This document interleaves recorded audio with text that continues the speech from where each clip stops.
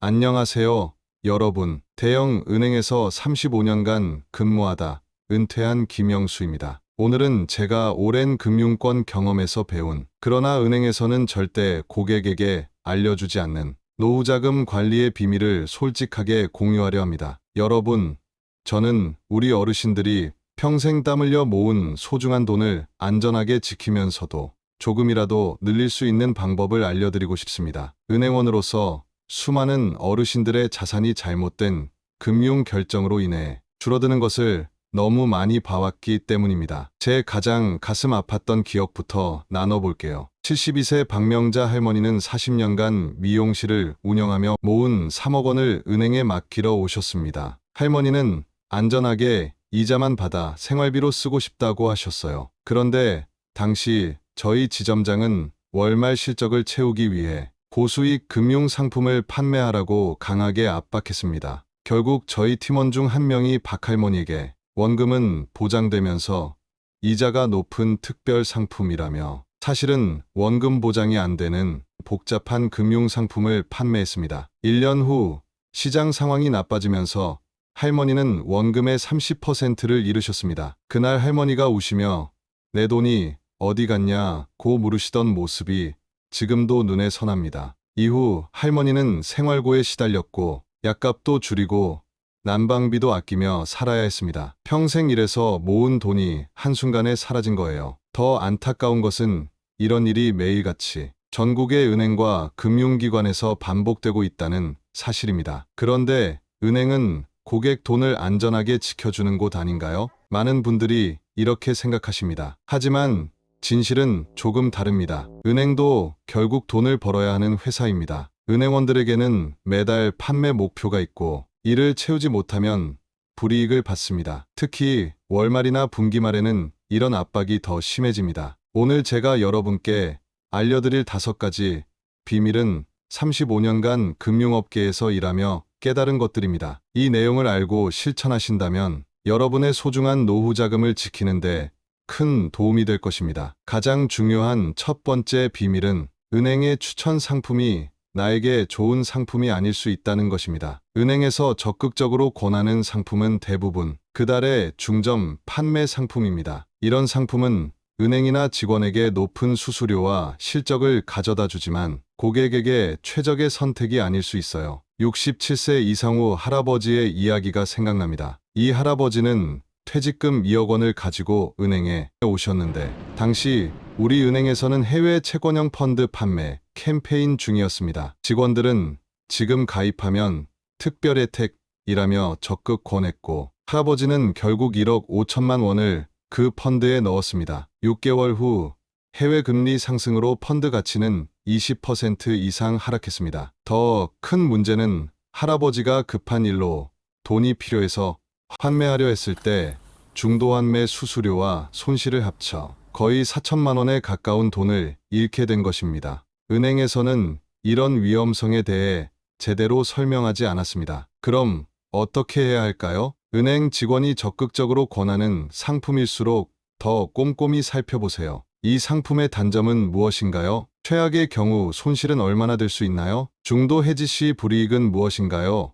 라고 반드시 물어보세요. 그리고 즉시 결정하지 마시고 집에 가서 가족과 상의해 보겠다고 하세요. 급할수록 돌아가라는 말이 있습니다. 두 번째 비밀은 예금자 보호가 되는 상품과 안 되는 상품을 반드시 구분하라는 것입니다. 많은 어르신들이 모든 금융상품이 예금자 보호 대상이라고 오해하십니다. 하지만 펀드, 주가연계증권 ELS, 변액보험 등은 예금자 보호 대상이 아닙니다. 예금자 보호제도는 은행이 파산할 경우 예금자의 돈을 한국예금보험공사가 1인당 최대 5천만 원까지 보장해주는 안전장치입니다. 그러나 이 보호는 예금과 적금 같은 원금 보장 상품에만 적용됩니다. 75세 최순희 할머니의 안타까운 사례가 생각납니다. 최 할머니는 평생 소규모 식당을 운영하며 모은 8천만 원을 모두 한 은행에 맡겼습니다. 그런데 직원이 더 많은 이자를 받을 수 있는 상품이라며 절반은 펀드에 가입하도록 권유했습니다. 최 할머니는 은행에서 가입하는 거니까 다 안전하겠지라고 생각했습니다. 그러나 그 펀드에 투자한 4천만 원 중 1천만 원 이상이 시장 하락으로 사라졌습니다. 할머니가 은행에 항의했을 때 직원은 펀드는 예금자 보호 대상이 아니라고 설명드렸습니다라며 책임을 회피했습니다. 사실 그런 중요한 설명은 형식적으로 빠르게 넘어가는 경우가 많습니다. 어떻게 하면 안전할까요? 상품 가입 전 반드시 이 상품은 예금자 보호 대상인가요? 라고 물어보세요. 그리고 그 답변을 종이에 적어달라고 하세요. 예금자 보호가 되지 않는 상품이라면 원금 손실 가능성과 최대 손실 범위를 반드시 확인하세요. 55세 이상이라면 자산의 최소 70%는 예금자 보호가 되는 안전한 상품에 보관하는 것이 좋습니다. 세 번째 비밀은 금리보다 더 중요한 것은 유동성이라는 것입니다. 유동성이란 필요할 때 돈을 얼마나 쉽게 찾을 수 있는지를 말합니다. 은행에서는 종종 금리만 강조하며 중도해지 불이익이나 환매 제한 같은 유동성 제약은 작은 글씨로 넘어가는 경우가 많습니다. 70세 박철수 할아버지 이야기를 들려드릴게요. 박 할아버지는 평생 건설 현장에서 일하며 모은 1억 원을 이자가 높다는 이유로 5년 만기 금융상품에 넣었습니다.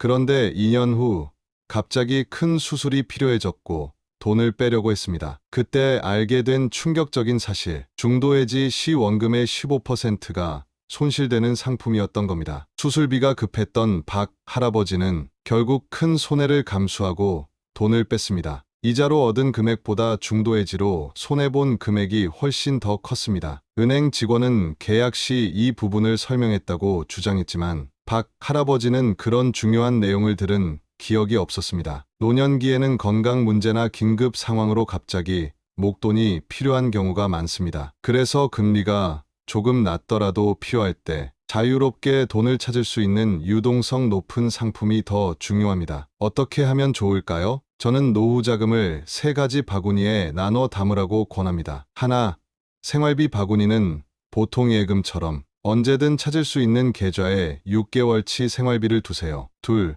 비상금 바구니는 해지 시 불이익이 적은 단기 금융상품에 12년치 생활비를 보관하세요. 셋, 나머지 돈만 금리가 좋은 장기 상품에 넣으세요. 이렇게 하면 긴급 상황에도 큰 손실 없이 대응할 수 있습니다. 네 번째 비밀은 월말과 분기말에는 은행 방문을 피하라는 것입니다. 많은 분들이 모르시는 사실이지만 은행에는 월말과 분기말마다 판매 목표를 채우기 위한 극심한 압박이 있습니다. 이 시기에는 고객의 필요보다 은행의 실적이 우선시될 가능성이 높습니다. 제가 은행에서 근무할 때 매월 25일부터 월말까지는 총력 영업 기간이라고 불렸습니다. 지점장들은 매일 아침 직원들에게 오늘은 무조건 상품 10개를 팔아야 한다며 압박했고 실적이 부진한 직원들은 밤늦게까지 남아 고객에게 전화해야 했습니다. 73세 김영진 할아버지는 월말에 은행에 방문했다가 원치 않는 금융상품에 가입한 대표적인 사례입니다. 원래는 단순히 계좌 정리를 위해 방문했는데 담당자가 지금 가입하면 특별 혜택이라며 적극적으로 권유하여 결국 1천만 원을 투자 상품에 넣었습니다. 나중에 알고 보니 그것은 그달의 중점 판매 상품으로 직원들이 어떻게든 판매해야 했던 상품이었습니다. 어떻게 하면 좋을까요? 가능하면 월 초나 월 중순에 은행을 방문하세요. 특히 3월, 6월, 9월, 12월 말은 분기 마감으로 판매 압박이 가장 심한 시기이니 피하는 것이 좋습니다. 또한 오늘까지만 특별 혜택이라는 말에 현혹되지 마세요. 대부분의 좋은 금융상품은 시간에 쫓기듯 판매하지 않습니다. 하루 이틀 생각할 시간을 가지는 것이 현명합니다. 다섯 번째 비밀은 직원이 설명을 길게 할수록 더 의심하라는 것입니다. 많은 금융상품 판매자들이 복잡한 용어와 장황한 설명으로 상품의 위험성을 감추는 경우가 있습니다. 설명이 길고 복잡할수록 숨겨진 위험이나 수수료가 있을 가능성이 높습니다. 68세 이미경 여사의 사례를 들려드리겠습니다. 이 여사는 남편 사망 후 받은 보험금 2억 원을 안전하게 관리하고 싶어 은행을 찾았습니다. 담당자는 30분 넘게 구조와 상품에 대해 복잡하게 설명했습니다. 원금 보장 메커니즘, 조기상환 조건, 기초자산 연계 같은 어려운 용어들이 계속 나왔습니다. 이 여사는 사실 설명의 절반도 이해하지 못했지만 담당자가 은행에서 선별한 우수 고객에게만 제공하는 특별 상품이라며 계속 권유하자 결국 1억 원을 투자했습니다. 나중에 알고 보니 이 상품은 원금 비보장형 ELS로 특정 조건에서 큰 손실이 발생할 수 있는 상품이었습니다. 이 여사는 결국 3천만 원 이상의 손실을 보았습니다. 제가 은행에서 일할 때 내부 교육에서 들었던 충격적인 말이 있습니다. 고객이 이해하기 어려운 복잡한 상품일수록 설명은 길게, 그러나 위험성은 빠르게 넘어가라. 이런 판매 전략이 실제로 사용됩니다. 어떻게 하면 좋을까요? 먼저, 이해하기 어려운 상품은 가입하지 않는 것이 원칙입니다. 단순하고 투명한 상품이 항상 더 안전합니다. 담당자에게 이 상품을 초등학생에게 설명하듯이 간단히 설명해 주세요라고 요청해 보세요. 제대로 설명하지 못한다면 그 상품은 피하는 것이 좋습니다. 또한 이 상품의 최대 손실은 얼마인가요? 라고 직접적으로 물어보세요. 그리고 그 답변을 반드시 종이에 적어달라고 하세요. 지금까지 은행에서 절대 알려주지 않는 5가지 비밀을 알려드렸습니다. 이제 이 지식을 바탕으로 실제로 여러분의 노후 자금을 안전하게 지키고 늘리는 방법을 구체적으로 알려드리겠습니다. 노후 자금을 안전하게 지키는 3단계 전략. 1단계 안전한 금융기관 선택하기. 제가 아는 77세 정순기 할아버지는 이런 방식으로 자산을 관리하여 큰 손실을 피했습니다. 정 할아버지는 퇴직금 3억 원을 A은행, B은행, C증권사에 각각 1억 원씩 나누어 예치했습니다. 그 중 한 증권사에서 문제가 생겼지만 예금자 보호로 5천만 원은 안전하게 지켰고 나머지 자산은 다른 기관에 있어 영향을 받지 않았습니다. 2단계 나이에 맞는 자산 배분 원칙. 나이가 들수록 안전한 자산의 비중을 높여야 합니다. 제가 35년 금융업 경험에서 도출한 간단한 공식이 있습니다. 자신의 나이만큼 안전자산에 투자하라. 예를 들어 65세라면 전체 자산의 65%는 예금, 적금, 국채 같은 안전한 상품에 투자하고 나머지 35%만 수익을 추구하는 상품에 투자하는 것이 좋습니다. 70세라면 70%를 안전자산에, 75세라면 75%를 안전자산에 배분하세요. 이 원칙을 따른 71세 김경숙 여사의 사례가 있습니다. 김 여사는 퇴직금 2억 원 중 1억 5천만 원 75%를 정기예금과 국채에 투자하고 나머지 5천만 원만 수익성 상품에 투자했습니다. 2008년 금융위기 때 수익성 상품에서 30% 손실이 발생했지만 전체 자산으로 보면 손실은 7.5%에 불과했고 안전자산의 이자로 일부 만회할 수 있었습니다. 70세 이상이라면 최소 70% 이상은 원금이 보장되는 안전한 상품에 투자하는 것이 필수입니다. 욕심을 부려 높은 수익을 쫓다가 원금을 크게 잃는 것은 노년기에 회복하기 어렵습니다. 3단계 긴급자금 따로 준비하기. 나이가 들수록 건강 문제나 예상치 못한 지출이 발생할 가능성이 높아집니다. 그래서 언제든지 쉽게 찾을 수 있는 긴급자금을 별도로 마련해 두는 것이 중요합니다. 최소 6개월에서 1년치 생활비는 입출금이 자유로운 계좌나 중도해지 시불이익이 적은 단기 금융상품에 보관하세요. 갑작스러운 의료비나 긴급 상황에 대비할 수 있습니다. 73세 박명호 할아버지는 이 원칙을 잘 지켰기 때문에 갑작스러운 수술이 필요했을 때도 금융적 스트레스 없이 대처할 수 있었습니다. 반면 모든 돈을 장기 금융상품에 묶어둔 같은 나이의 지음부는 중도해지, 손실로 큰 타격을 입었습니다. 노후 자금을 안전하게 늘리는 5가지 방법. 지금까지 노후 자금을 지키는 방법을 알아봤습니다. 이제는 인플레이션을 이기고 자금을 조금이라도 늘리는 안전한 방법들을 알려드리겠습니다. 1. 국민주택 채권 활용하기.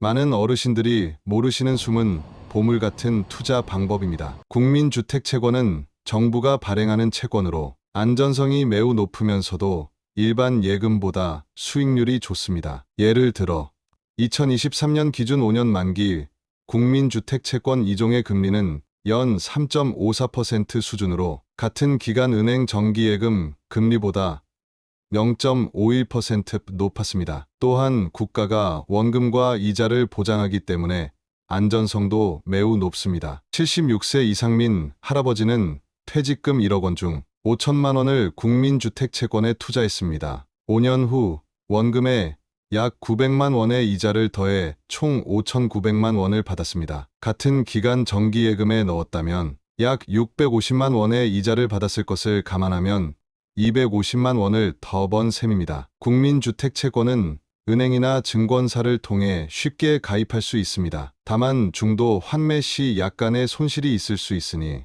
여유자금으로 투자하는 것이 좋습니다. 2. 지방채 투자하기. 지방채는 지방자치단체가 발행하는 채권으로 역시 안전성이 높으면서도 일반 예금보다 수익률이 좋습니다. 특히 이자 소득에 대한 세금 혜택이 있어 실질 수익률이 더 높습니다. 예를 들어 서울시 도시철도 공채는 일반 과세 대상 예금보다 세후 수익률이 0.71% 정도 높은 경우가 많습니다. 지방채 역시 정부가 사실상 보증하기 때문에 안전성이 매우 높습니다. 71세 김영수 할아버지는 퇴직금 중 4천만 원을 지방채에 투자했습니다. 5년 만기로 연 3.8%의 금리를 받았고 세금 혜택까지 고려하면 실질 수익률은 연 4% 이상이었습니다. 김 할아버지는 은행 직원이 먼저 알려주지 않아 아쉽다고 하셨습니다. 지방채는 일반 은행에서는 적극적으로 권하지 않는 경우가 많습니다. 수수료가 적기 때문이죠. 증권사에 문의하면 더 다양한 상품을 소개받을 수 있습니다. 3. 배당주 ETF 투자하기. 조금 더 수익을 추구하면서도 비교적 안전한 투자 방법으로 배당주 ETF가 있습니다. ETF 상장지수 펀드는 여러 종목에 분산 투자하는 펀드로 그 중에서도 배당주 ETF는 배당금을 많이 주는 우량 기업들에 투자합니다. 배당주 ETF의 장점은 주가가 하락해도 정기적으로 배당금을 받을 수 있다는 점입니다. 또한 개별 주식보다 위험이 분산되어 있어 변동성이 적습니다. 68세 박미영 여사는 퇴직금 중 3천만 원을 국내 고배당 ETF에 투자했습니다. 3년간 평균 연 4%의 배당 수익률을 얻었고 주가 상승으로 추가 수익도 얻었습니다. 박 여사는 정기적으로 나오는 배당금이 마치 월급처럼 느껴져 심리적으로 안정된다고 했습니다. 다만 ETF는 원금 보장이 되지 않는 상품이므로 전체 자산의 1020% 정도만 배분하는 것이 안전합니다. 또한 국내 대표 자산운용사의 오래된 ETF를 선택하는 것이 좋습니다. 4. 적금 사다리 만들기. 적금 사다리란 만기가 다른 여러 개의 적금에 가입하여 정기적으로 목돈이 생기게 하는 전략입니다. 이 방법은 유동성을 유지하면서도 적금의 높은 금리를 활용할 수 있습니다. 예를 들어 1200만 원이 있다면 1년, 2년, 3년 만기 적금에 각각 400만 원씩 나누어 가입합니다. 그러면 매년 만기가 돌아오는 적금이 생겨 목돈을 확보할 수 있고 다시 3년 적금에 가입하면 사다리가 계속 이어집니다. 70세 최병철 할아버지는 이 방법으로 1800만 원을 6개월, 1년 6개월 만기 적금에 각각 600만 원씩 분산했습니다. 6개월마다 만기가 돌아와 긴급자금으로 활용할 수 있었고 다시 1년 6개월 적금에 가입해 사다리를 유지했습니다. 이 방법은 특히 정기적인 생활비가 필요한 노년층에게 유용합니다. 은행에서는 잘 알려주지 않지만 유동성과 수익성을 모두 잡을 수 있는 현명한 전략입니다. 5.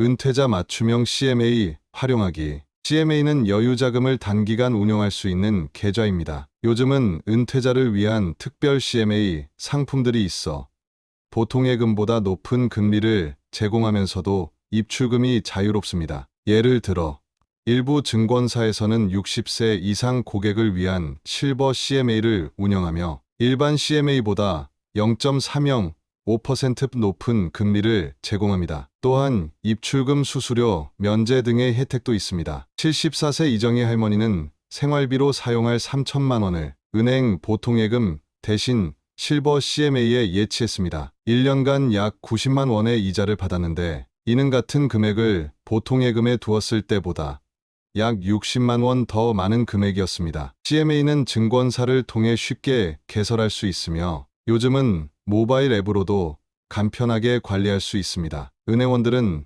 자사, 예금 상품을 팔아야 하기 때문에 CMA의 장점을 알려주지 않는 경우가 많습니다. 노년층이 조심해야 할 금융 사기 3가지. 안타깝게도 노년층을 노리는 금융 사기가 점점 진흥화되고 있습니다. 내 돈을 지키기 위해 반드시 알아야 할 대표적인 금융 사기 3가지를 소개합니다. 1. 보이스피싱 전화금융 사기입니다. 보이스피싱은 전화로 금융기관이나 공공기관을 사칭하여 돈을 가로채는 사기입니다. 최근에는 기술이 발달하여 경찰서나 금융감독원의 실제 전화번호로 발신자, 번호를 조작하는 경우도 많습니다. 75세 김영호 할아버지의 사례입니다. 어느 날 금융감독원이라고 하는 사람으로부터 전화가 왔습니다. 고객님 명의로 대출이 신청되었는데 본인이 아니라면 사기범에게 노출된 것입니다. 지금 바로 안전계좌로 돈을 옮겨야 합니다. 라고 했습니다. 당황한 김할아버지는 평생 모은 돈 4천만 원을 알려준 계좌로 이체했고 그 돈은 영영 사라졌습니다. 나중에 알고 보니 실제 금융감독원이나 경찰은 절대로 전화로 돈을 이체하라고 요구하지 않는다고 합니다. 어떻게 예방할 수 있을까요? 금융기관이나 공공기관을 사칭하는 전화가 오면 일단 전화를 끊으세요. 공식 전화번호 금융감독원 1332, 경찰 112로 직접 전화하여 확인하세요. 전화로 계좌이체나 현금 인출을 요구하면 100% 사기입니다. 가족에게 먼저 상담하는 황금시간 5분 규칙을 지키세요. 급할수록 의심하고 가족에게 전화해보세요. 저는 은행에서 근무할 때 이런 사기를 당한 어르신들을 너무 많이 봤습니다. 가장 중요한 것은 금융기관이나 공공기관에서는 절대로 전화로 돈을 이체하라고 요청하지 않는다는 사실을 기억하는 것입니다. 2. 상품권 구매 사기. 최근 증가하고 있는 사기 수법으로 가족을 사칭하여 급히 돈이 필요하니 상품권을 사서 번호를 알려달라고 요청하는 사기입니다. 68세 이명숙 할머니는 어느 날 아들이라고 하는 사람에게서 문자를 받았습니다. 엄마, 나 급히 거래처에 상품권 보내야 하는데 내 휴대폰으로는 한도가 차서 안 돼. 문화상품권 100만 원어치만 사서 번호 좀 보내줘. 이 할머니는 의심 없이 근처 편의점에서 문화상품권을 구매해 번호를 알려주었습니다. 그 후 실제 아들에게 전화했을 때 아들은 그런 문자를 보낸 적이 없다고 했습니다. 결국 100만 원을 사기당한 것입니다. 어떻게 예방할 수 있을까요? 가족이나 지인이 갑자기 문자로 상품권 구매를 부탁하면 반드시 직접 전화해서 확인하세요. 상품권 번호는 현금과 같습니다. 누구에게도 알려주지 마세요. 편의점이나 마트에서 상품권을 구매할 때 직원이 혹시 전화나 문자로 부탁받은 것 아니냐고 물어보면 사기를 의심해보세요. 실제로 많은 편의점에서 어르신들을 위해 이런 질문을 하고 있습니다. 상품권 사기는 특히 가족에 대한 사랑과 신뢰를 악용하기 때문에 더 교묘합니다. 어떤 상황에서든 가족에게 직접 전화해 확인하는 습관이 중요합니다. 3.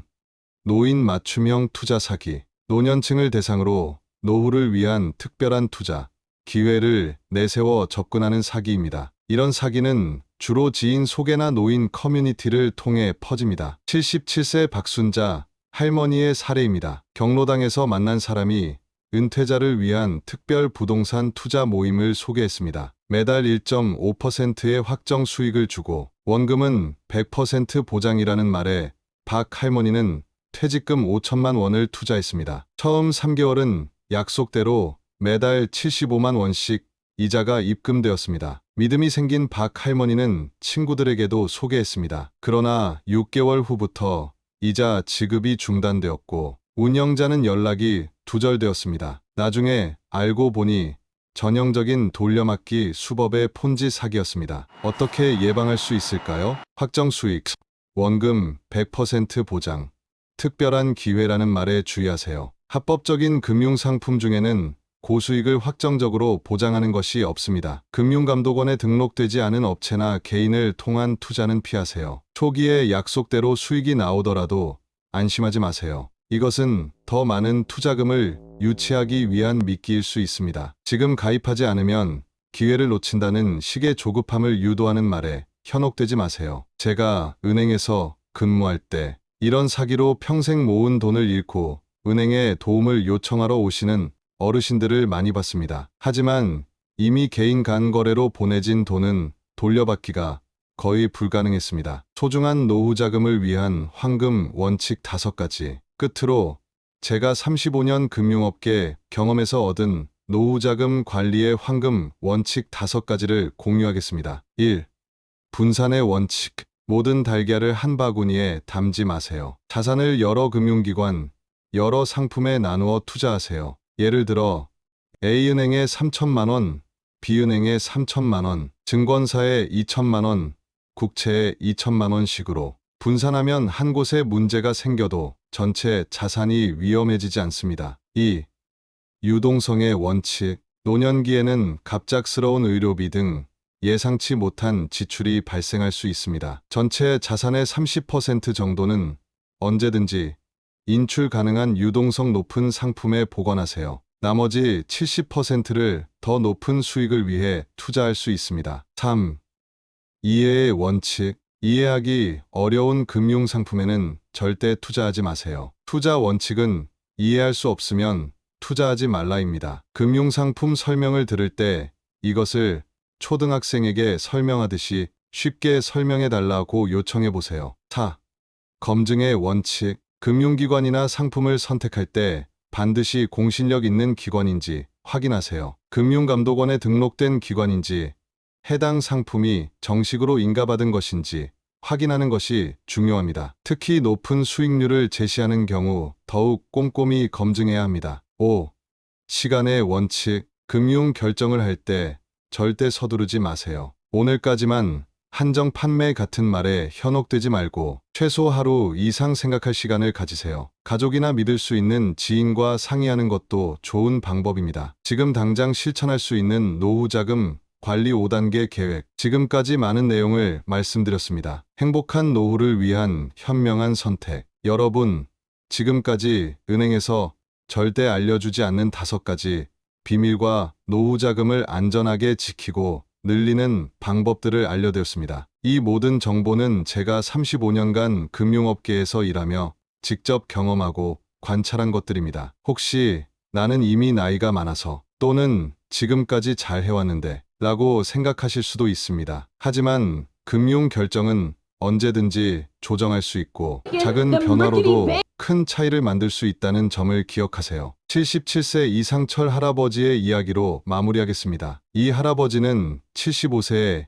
이 방법들을 알게 되었고 이미 늦었다고 생각했지만 그래도 실천해 보기로 했습니다. 2년 후 그는 자산의 10%를 증식했을 뿐만 아니라 금융 사기를 2번이나 피할 수 있었습니다. 무엇보다 이제 내 돈을 내가 제대로 관리할 수 있다는 자신감을 갖게 되었다고 합니다. 나이가 들수록 돈을 버는 것보다 지키는 것이 더 중요합니다. 여러분의 소중한 노후 자금은 평생 열심히 일한 결과물이자 남은 인생을 행복하게 살아갈 수 있는 기반입니다. 이 자금을 현명하게 관리하여 불안 없는 편안한 노후를 보내시길 진심으로 바랍니다. 마지막으로 가장 중요한 조언 하나를 드리겠습니다. 돈은 인생의 목적이 아니라 수단입니다. 건강을 해치거나 가족 관계를 희생하면서까지 돈을 지키려 하지 마세요. 적절한 선에서 자산을 안전하게 관리하되 남은 인생을 즐기고 의미 있게 보내는 것이 진정한 부자의 삶입니다. 오늘 이 내용이 여러분의 행복한 노후에 도움이 되었으면 좋겠습니다. 감사합니다.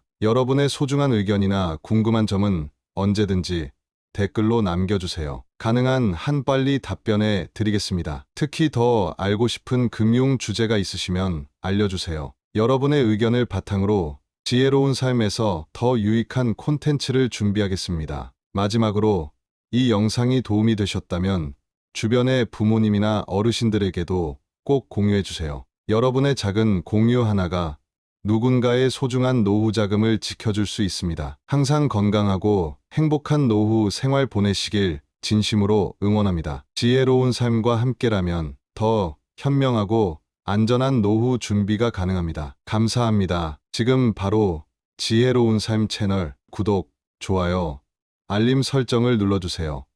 여러분의 한 번의 클릭이 더 안전하고 풍요로운 노후를 만듭니다.